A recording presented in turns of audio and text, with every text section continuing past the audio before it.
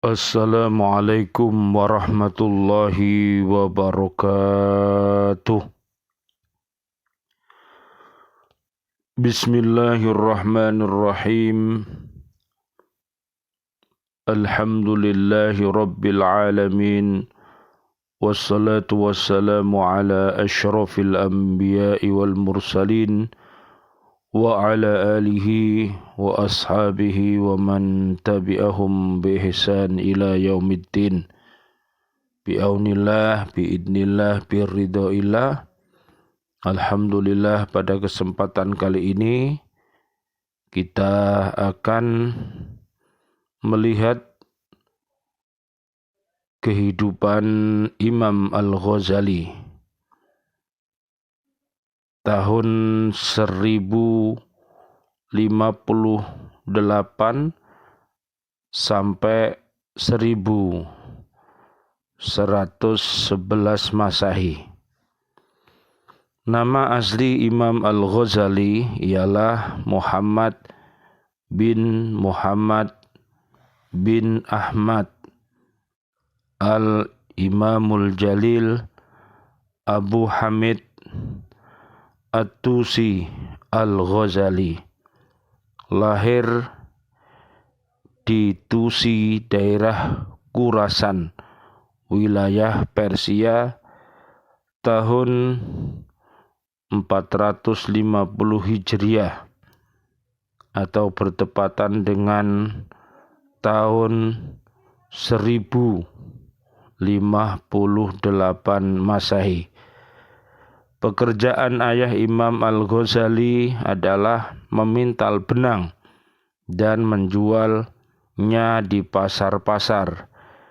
Dia termasuk ahli tasawuf yang hebat, dan sebelum meninggal dunia, dia berwasiat kepada teman akrabnya yang bernama Ahmad bin Muhammad Ar-Razaqani agar dia mau mengasuh Imam Al-Ghazali. Maka ayah Imam Al-Ghazali menyerahkan hartanya kepada Ar-Razaqani untuk biaya hidup dan belajar Imam Al-Ghazali. Proses singkat belajar mengajar Imam Al-Ghazali. Belajar di orang tua asuhnya, sebagaimana wasiat ayahnya Imam Al-Ghazali.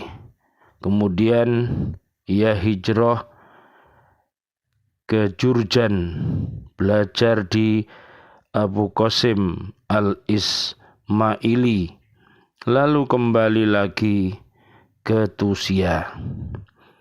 Dan ia menetap di tanah kelahirannya selama 3 tahun.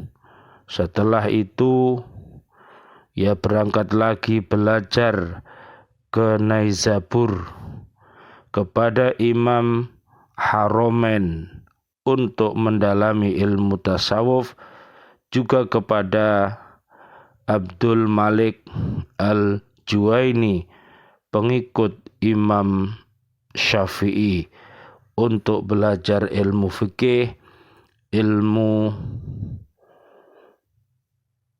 mantik, ilmu kalam, dan ilmu filsafat dan lain-lain sebagainya.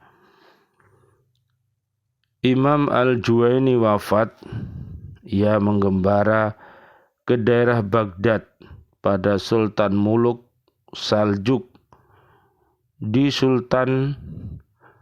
Si Sultan sering mengadakan bahsul masail, dan di sana Imam Al-Ghazali sangat terkenal jeniusnya,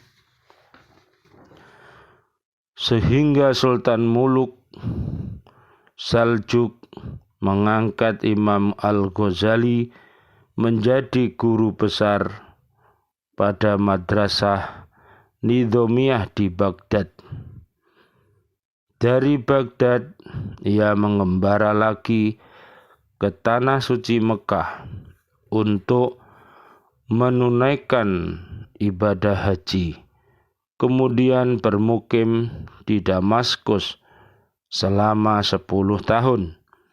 Kemudian menggembara ke Kairo Mesir, Iskandaria, ke Hijaz, dan menunaikan ibadah haji yang kedua kalinya. Lalu beliau kembali ke Baghdad, Irak, dan dalam perjalanan menyebarkan ilmu pengetahuan ini pernah diangkat lagi menjadi guru besar di Naisabur oleh Wazir Fakhruddin. Dari sekalian proses belajar mengajar, Imam Ghazali kembali ke tanah kelahirannya Tusia. Semenjak itu beliau mencurahkan pikiran dan hatinya menulis beberapa buku tasawuf, buku fikih, buku filsafat, dan lain-lain, kira-kira sebanyak 70 buah kitab. Di samping itu, beliau mendirikan 2 jenis pendidikan yang saling bertentangan. Satu pendidikan fikih dan pondokan satunya khusus untuk tasawuf. 2 jalur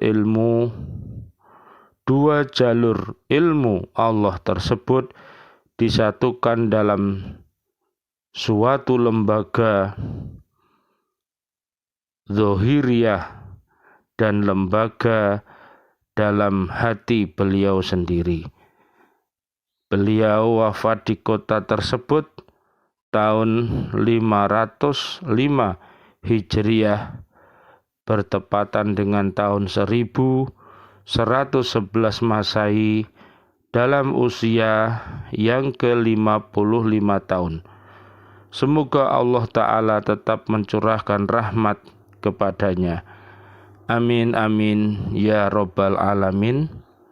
Mudah-mudahan sejarah singkat kehidupan Imam Al-Ghazali akan menjadi pelajaran bagi kita semua untuk menjadi pribadi-pribadi yang beriman dan bertakwa kepada Allah Subhanahu wa Ta'ala.